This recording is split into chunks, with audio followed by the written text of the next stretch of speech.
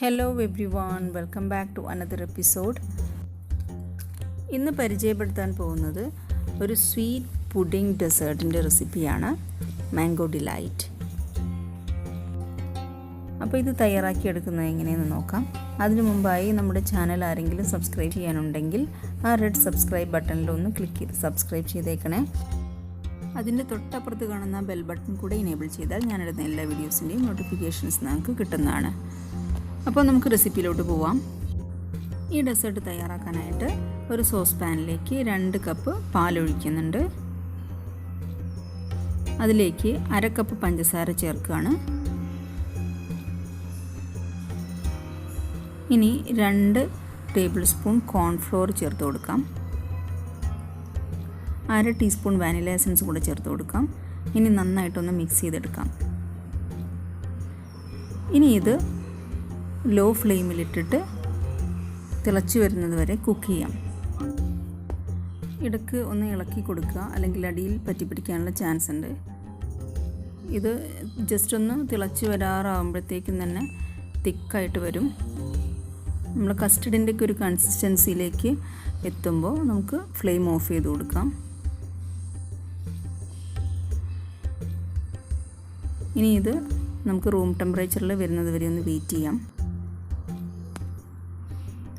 ആ ഒരു സമയം കൊണ്ട് നമുക്ക് മാംഗോ പ്യൂരി തയ്യാറാക്കാം. അതിന് വേണ്ടിയിട്ട് ഞാനിവിടെ ഒരു മാംഗോ ചോപ്പ് ചെയ്തെടുത്തിട്ടുണ്ട്. അതിലേക്ക് ഒരു 2 ടേബിൾ സ്പൂൺ പഞ്ചസാര ചേർത്ത് കൊടുത്തിട്ടുണ്ട്.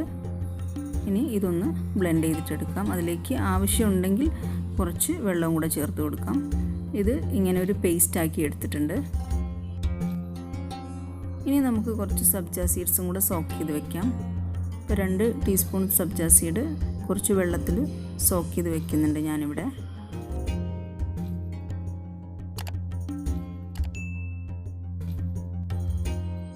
ഇനി നമുക്കിതെല്ലാം കൂടെ ഒന്ന് സെറ്റ് ചെയ്തിട്ടെടുക്കണം.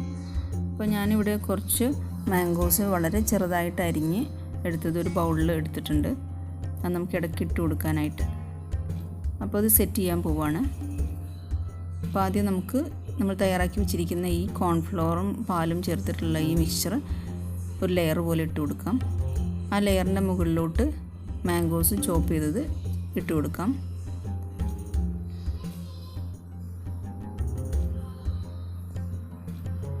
ഇനി നമുക്ക് മാംഗോ പ്യൂരി അതിൻ്റെ മുകളിൽ ഒരു ലെയർ പോലെ ഇട്ട് കൊടുക്കാം. ഒരു സ്പൂൺ യൂസ് ചെയ്തിട്ട് ഇതുപോലെ ഈവണായിട്ട് എല്ലായിടത്തേക്കും സ്പ്രെഡ് ചെയ്തിട്ട് ഇട്ട് കൊടുക്കാൻ ശ്രമിക്കുക.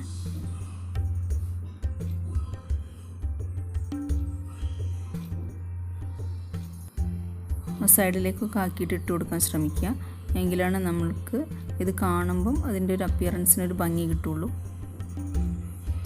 ഇനി സബ്ജ സീഡ്സ് ആഡ് ചെയ്ത് കൊടുക്കാം. അതും ഗ്ലാസിൻ്റെ സൈഡിലേക്കൊക്കെ ആക്കിയിട്ട് ഇട്ട് കൊടുക്കാം. ഇനി ഇതേ പ്രോസസ്സ് നമുക്ക് റിപ്പീറ്റ് ചെയ്യാം. ആദ്യം നമുക്ക് ഈ കോൺഫ്ലോറിൻ്റെ മിക്സ്ചർ ഒരു ലെയർ പോലെ ഇട്ട് കൊടുക്കാം.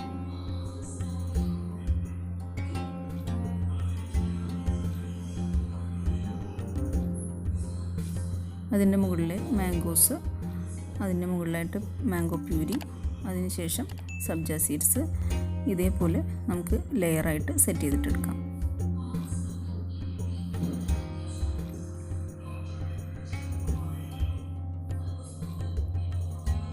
ഇപ്പോൾ ഞാനിത് ഓൾമോസ്റ്റ് സെറ്റ് ചെയ്തെടുത്തിട്ടുണ്ട്.